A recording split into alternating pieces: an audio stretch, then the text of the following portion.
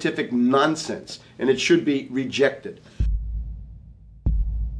Number 2, the social engineers are fully aware that the Obama craze will wear off quickly, so they are racing to put in place the most oppressive police state control grid in human history. 20,000 battle-hardened regular Army troops are now being deployed to patrol the streets of the United States. FEMA is now building giant camps in every region of the country, and the Congress has introduced bills like the National Emergency Centers Act, H.R. 645, which merges local governments and the police under federal control. And as we all know that have watched these things, they're ready for the riots. With these detention centers that are being opened up around the country, with state police training for riot control in the event of economic calamity and food riots, they know what's going on and they're prepared for it. So people better also prepare for it themselves. Anyone that's not prepared for what's going to happen, they deserve what they get, because there's enough information out there pointing to the problems, and they should take all precautionary actions. Next, Obama ordered the Defense Department to issue DoD Directive 1404.10, establishing a 1 million person civilian army under his control. Simultaneously, Obama launched USAService.org. The new website deceptively masquerades as a federal agency, but in reality is a recruiting tool building a separate, completely private army outside of government that takes orders directly from Obama's controllers. Barack Obama has refused to rescind Presidential Decision Directive 51, signed by George W. Bush. The directive plainly states the president is a dictator and that Congress is ceremonial. We cannot continue to rely only on our military in order to achieve the national security objectives that we've set. We've got to have a civilian national security force that's just as powerful, just as strong, just as well funded.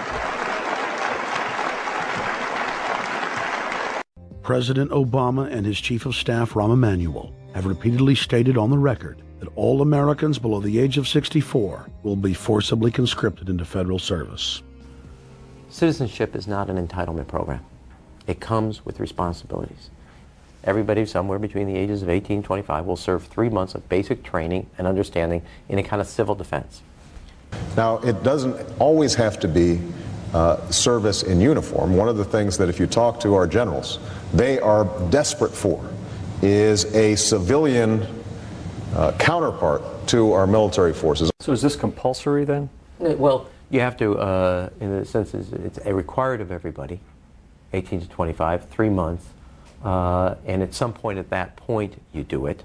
Obviously, I'm not going to say perfect legislation. We'll work that process through. Or you could do it during a college summer, or you could do it after high school. If you have a demagogue with a fanatical mass movement of personality cultists who is imposing the program of a group of extreme bankers and finance oligarchs, that's fascism. Obama's transition site, change.gov, proclaimed that middle school and high school students will be forced to serve the federal government. Fascism is gutter up, streets up, hooligans, thugs, fervently idealistic students, swarming adolescents, just the kind of thing you see around Obama. The way you get a population to enslave itself when the police and the army are no longer enough to do that. So I think that's if you're a left liberal, it's time to open your eyes to that. All young Americans between the ages of 18 and 24 will be conscripted into a paramilitary domestic security force. If Obama has his way, adults and seniors will also be forced into other forms of service for the betterment of the homeland. Number 3, disarming the American people. Obama operatives in the Congress have introduced more than 10 bills that would end the Second Amendment as we know it. H.R. 1022 would allow the new Attorney General Eric Holder the dictatorial power to ban any gun he wishes at will. In 2008, before the Supreme Court, in the D.C. gun ban case, District of Columbia versus Heller, Holder argued for the complete disarmament of the American people and that only the military should own firearms. H.R. 257 would ban all youth shooting sports, including YMCA and Youth Olympic shooting clubs. H.R. 45 would force all gun owners to undergo federal psychological screening, registration, and testing to keep their firearms. White House Chief of Staff Rahm Emanuel has proposed the extrajudicial banning of any American on the fraudulent no-fly list from owning any firearm. That is, if you are on the no-fly list because you are known as maybe a possible terrorist, you cannot buy a handgun in America. Over 25,000 Americans are added each month to the no-fly list, which numbers over 1 million people who have not been charged or convicted of any crime. It's a case of mistaken identity for a 5-year-old boy from Normandy Park. He had trouble boarding a plane because someone with his same name is wanted by the federal government. King 5's Mimi Jung is live at SeaTac Airport to explain. Mimi. Lori, it's hard to believe that a 5-year-old could be considered a threat, but that's exactly what happened here at SeaTac last week when Matthew Gardner showed up for a flight to LAX. As 5-year-olds go, Matthew Gardner is about as harmless as you can get. But when he and his mom checked in for their flight at SeaTac last week, Matthew was considered the criminal. If you're on that no-fly list, your access to the right to bear arms is canceled because you're not part of the American family. You don't deserve that right. There is no right for you if you're on that terrorist list. And even though this Matthew Gardner is only in kindergarten, TSA workers still conducted a full-blown search. They searched all of our belongings. They took everything apart piece by piece.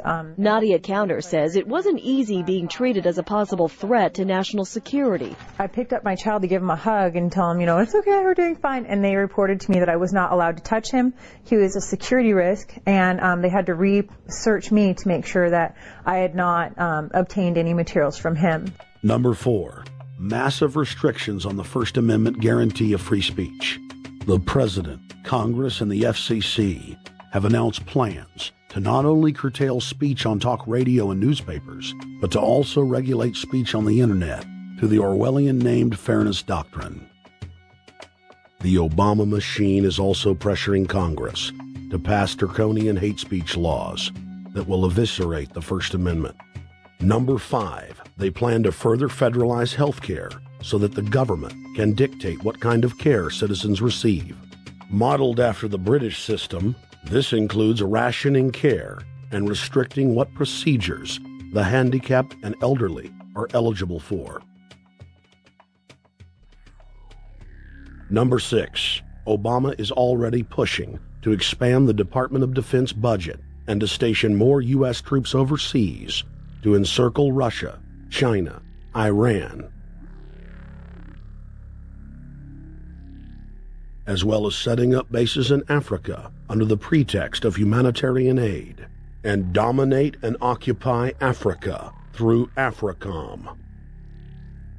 So we're taking your phone call, seeing what you think of Barack H. Obama. Is he a Judas goat? Is he a front man? Is he a betrayer? Let's go to Anthony in Georgia. Anthony, what's your take on Barack Obama?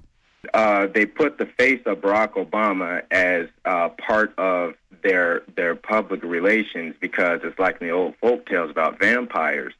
A vampire cannot force his way into somebody's house. It's against some kind of metaphysical law. So the vampire has to persuade the resident of the household to open the door and invite him in. So they're going to look at the peephole at Barack Obama, which looks like them and appears to be on their side. They're going to say, okay, here's my ally. Let me open the door and let me let this person in. And then Barack Obama is just, of course, a front man for the American empire, where he's going to have the entire U.S. Navy, the entire U.S. Army, and the entire U.S. Marines under AFRICOM command. And, of course, he's going to turn it into a new Iraq, and he's going to turn it into a new Afghanistan. Every operation that you see going on in Iraq and Afghanistan is going to propagate to the poor countries of Africa. And well, sir, I agree with you. They're looking to the people. They see a handsome, smiling African face. He's all, hey, I'm from Kenya. And then it's a total bait and switch. But it's the same thing here in the United States where they would get sellout Native American chiefs to sell out their people. This is the oldest trick in the book. And he can also pacify the most downtrodden minority groups in the United States. And he's saying, hey, get ready for sacrifice. Get ready to lose your standard of living. They're like, yay, I love Obama. They could never get away with this with a John McCain. Obama basically does a couple of things. One is, again, this idea, kick the Chinese out of Africa. Kick them out of Sudan where they get oil. Kick them out of Zimbabwe where they get raw materials. Start a civil war in Congo, another big source of raw materials. Al-Qaeda, an arm of the U.S. intelligence community, is now active in Algeria, Tunisia, Morocco. You've got a destabilization going on in Kenya around Odinga. That's Obama's cousin. This is a guy who has two children. They're Obama's niece and, well, nephew in a broad sense. And one of them is named Raul, and the other one is named Winnie, after Winnie Mandela, who did the necklacing and political assassinations in South Africa. So this Odinga is essentially a CIA destabilizing operation in Kenya, and he's got a Odinga Islamic Alliance to crush the Christians in Kenya, but this also reaches into Ethiopia, it reaches into Uganda, Congo, Tanzania, and a whole bunch of other countries in that region. So all of Africa is a battlefield in flames between the US and the Chinese, with Obama leading the charge to kick the Chinese out for geopolitical reasons. Number 7, radically expand federal control over family farms and ranches through the Animal ID and Premises ID system. Number 8, accelerate the merger of the United States with Canada and Mexico under the Security and Prosperity Partnership. He is also accelerating the transfer of remaining federal authority to unelected quasi-governmental bodies like the World Trade Organization. Number 9, Obama must convincingly play the part of the president and convince the people of the United States that the buck actually stops with him. This is critical to the globalist master plan, because in 4 to 8 years, Obama must take the blame, as Bush did, for the New World Order's horrific agenda. At that point, the elite will put a new puppet in the ceremonial seat of power and build him up as the savior, only to tear them down again. And so the process is repeated over and over. For their program to work, it is essential that the people not learn that the presidency is now nothing more than theater, because if they did, the people would stop looking at the pawns and start looking for the king. Through this system of deceit, the elite's criminal agenda can continue forever, because the people waste all of their political energy debating the media spectacle instead of investigating the globalist agenda.